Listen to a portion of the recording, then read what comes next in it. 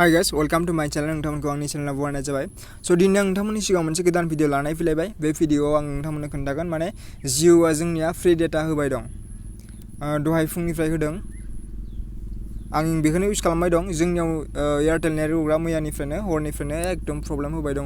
जेबो नायजाया 2G सो नाङो, दसेनो 4G दसेनो 2G नेटआनो जाया मोनसेबो।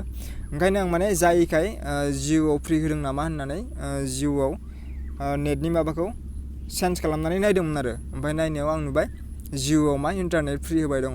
आं नोंथांमोननो खोन्थागोन आंनियाव नाय, आं सेटिंआव थांनानै देखायगोन नोंथांमोननो।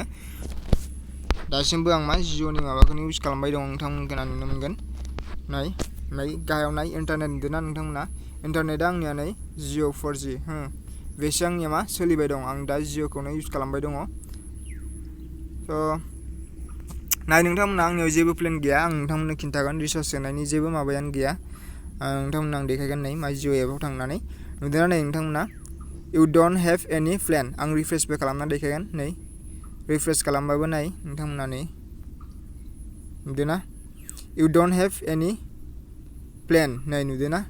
थेवबो आंनिया मा डेटाया सोलिबाय दं। नै नटिफिकेसननि बै खनायाव थांबाबो नोंथांमोना नुनो मोनगोन नै plan expired you don't have any plan recharge now, रिसार्जसो सोनो खिन्थायो।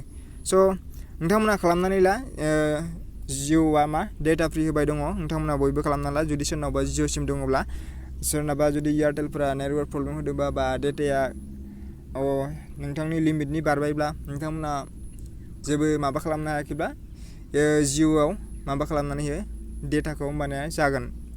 नोंथांमोना देखायगोन, कलबो खालामनानै देखायनो आं नोंथांमोननो। फन थाङा नाय खोनासं, आं नै जिअ' सिमजों माबागोन।